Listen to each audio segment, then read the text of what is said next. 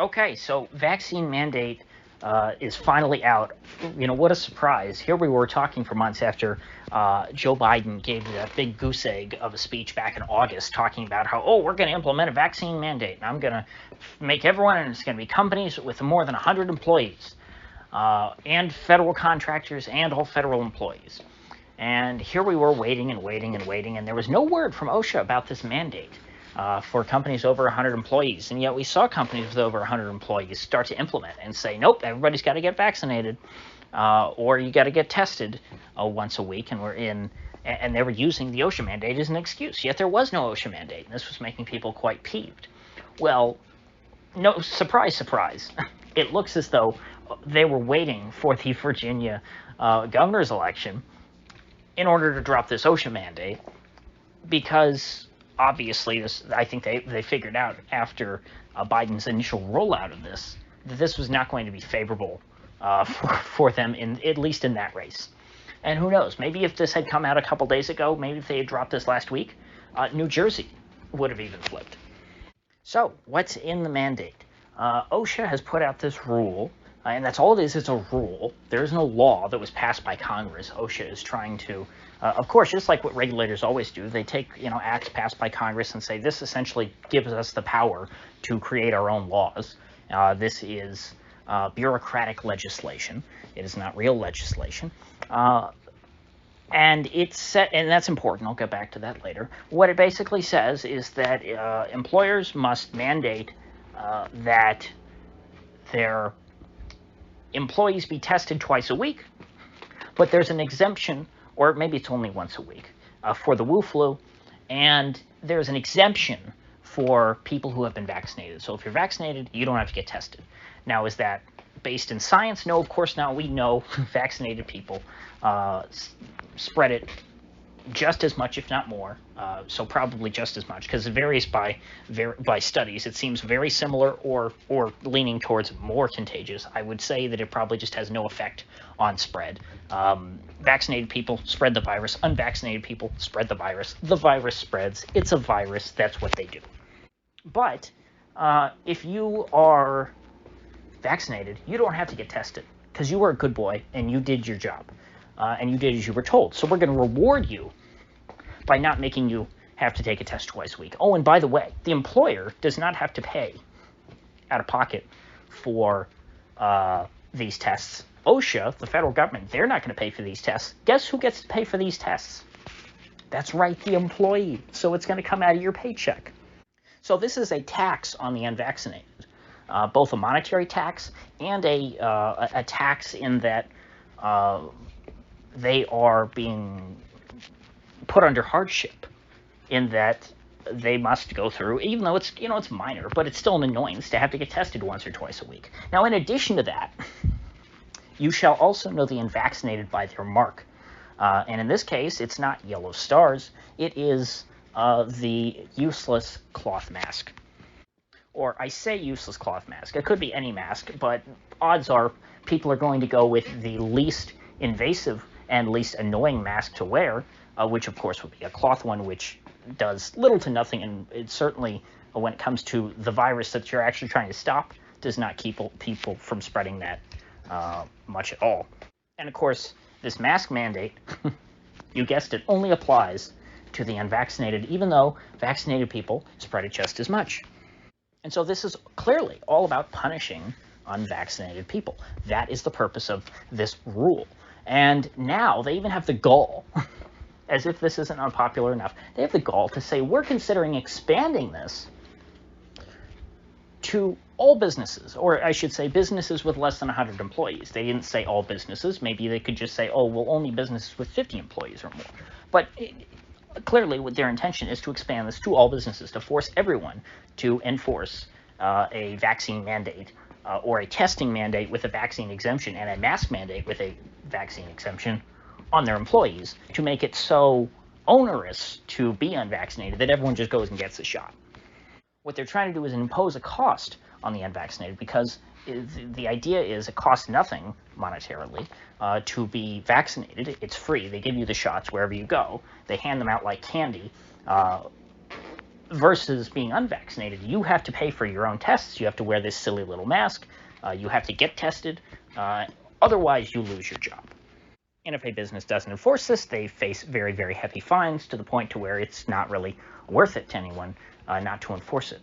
But unfortunately, the only way we're going to get out of this is if people refuse to enforce it. This is clearly something that's going to be ignored in large swaths of the country. This is going to be very difficult to enforce because I think so many people are going to refuse at once that OSHA is not going to be able to keep up. The way that they're going to enforce this, I think, is by making examples out of the few people that they can actually, that they have enough resources to fine and to prosecute.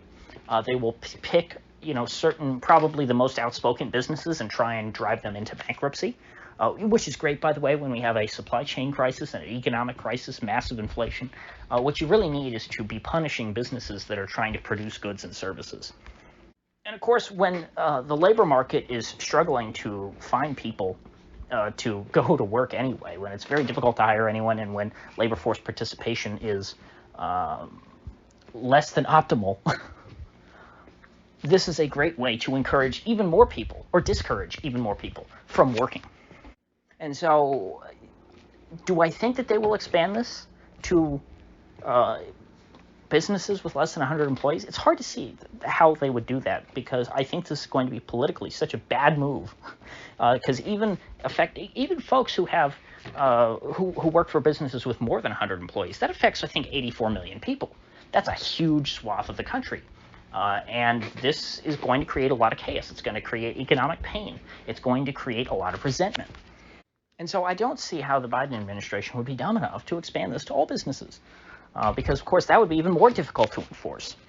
Because as businesses get smaller and smaller in terms of number of employees, the number of businesses, expands exponentially. There's a lot more businesses that have 1 or 2 employees than there are businesses with, 100 employees or 1,000 employees.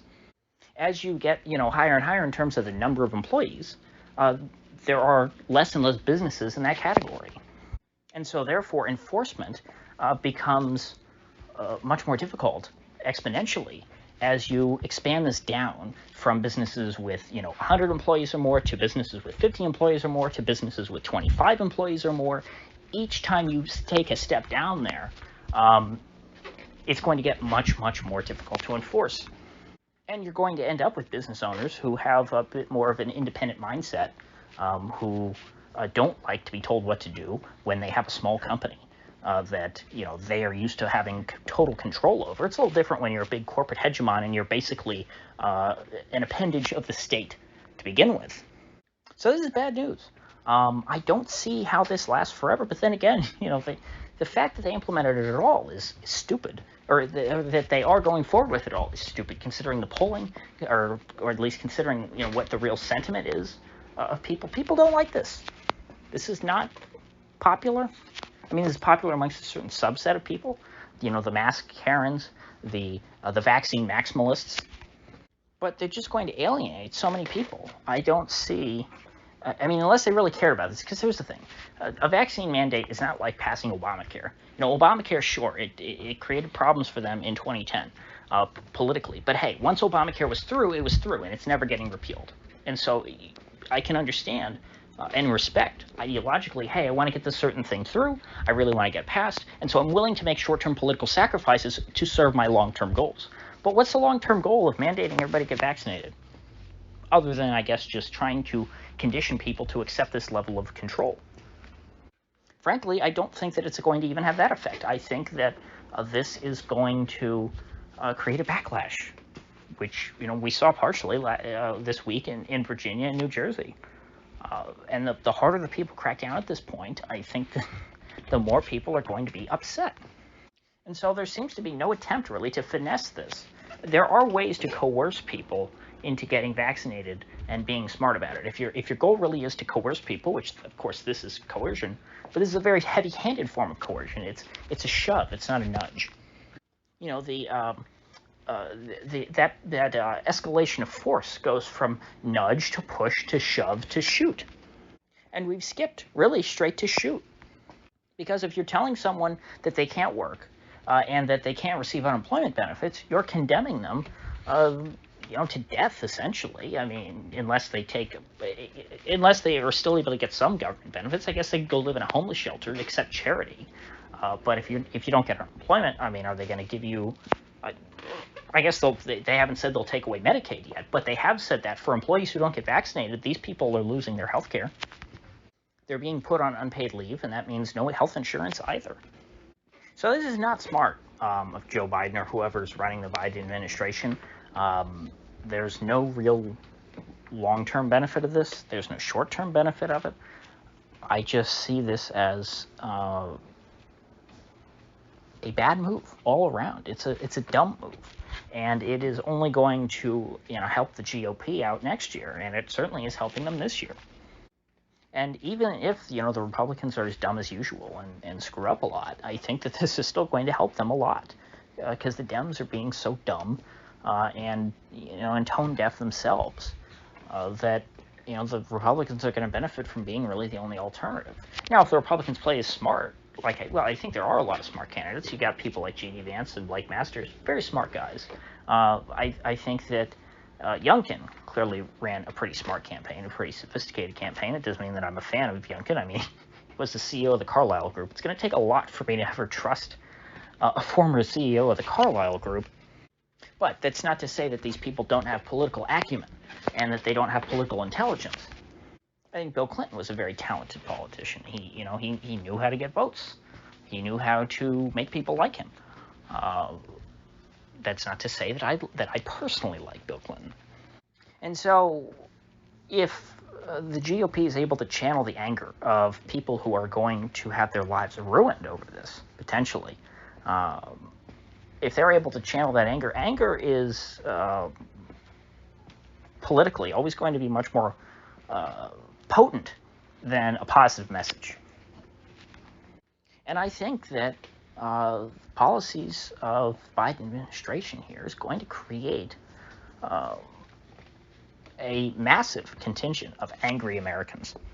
So, with that said, I will see you folks back here tomorrow.